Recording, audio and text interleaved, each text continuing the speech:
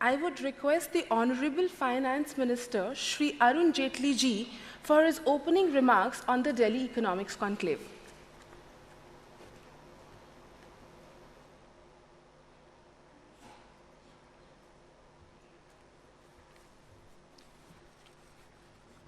The Honorable Prime Minister, my colleague Shri Janata, the Secretary, Department of Economic Affairs, Shri Shaktikant Das, the Chief Economic Advisor, Shri Arvind Subramaniam, Chief Ministers, Ministers, diplomats, dignitaries, ladies and gentlemen. Let me at the very outset welcome all of you at this Delhi Economics Conclave. I'm extremely grateful to the Honorable Prime Minister who has taken his time out to be with us when some of the best minds on this subject are going to share their experiences as also their suggestions on the theme of this conference itself. I must compliment the Economic Division not merely for having organized this conference, but also for repeated think tank exercises that they have been organizing in terms of the North Block Chai Pe Charcha, where specific subjects are taken up frequently and domain experts on those subjects come and exchange their views, which help us in our endeavor to further frame policies on behalf of the Government of India. We are holding this conference at a very critical time, both for the Indian economy as also the global economy. Everybody realizes the challenges that the global economy is facing today. It's slowed down. There is a huge amount of turmoil as far as the world is concerned. And nobody is able to visualize how over the next 2-3 years the situation will shape itself out. Amidst this slowdown world over, trying to stabilize and grow the Indian economy.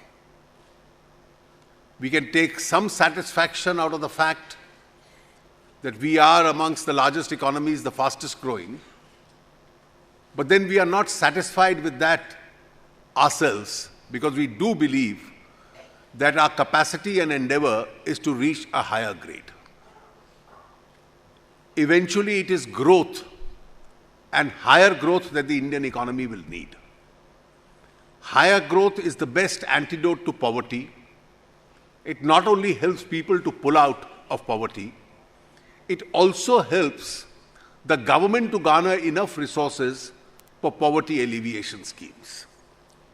Now, when we formulate these poverty alleviation schemes, including a question around how do we undertake this exercise? Who do we address this to?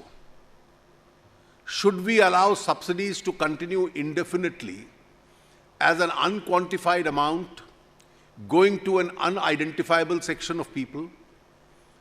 Or do we make sure that they are targeted to specific categories which need them the most? And it is this answer that the initiative undertaken by the Government of India in terms of the JAM initiative, as the Chief Economic Advisor coined the phrase, is intended to undertake.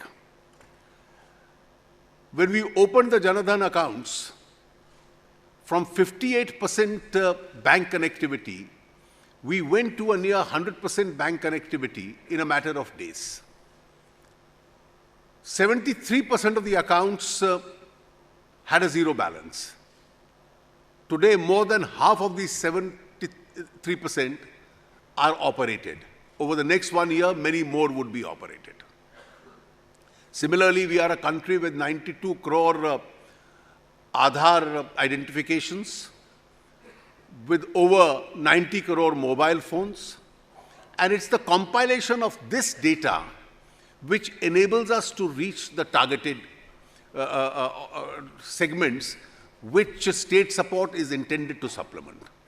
In fact, over the last year and a half, one of the most successful unsung reforms, the reform in terms of rationalization of subsidies. We've made use of the drop in the oil prices globally to rationalize the subsidies. We've made use of the direct benefit transfer, as in the case of LPG. We've also made use of the voluntarism in surrendering these subsidies itself. And over the next few years, our intention has to be that various other areas which are today on pilot projects should actually enlarge themselves at a national level so that the national saving is much more. We are passing through a time where we are conscious of the fact that private investment is slow. There's an increase and a significant increase in foreign direct investment. There's a significant increase in public investment.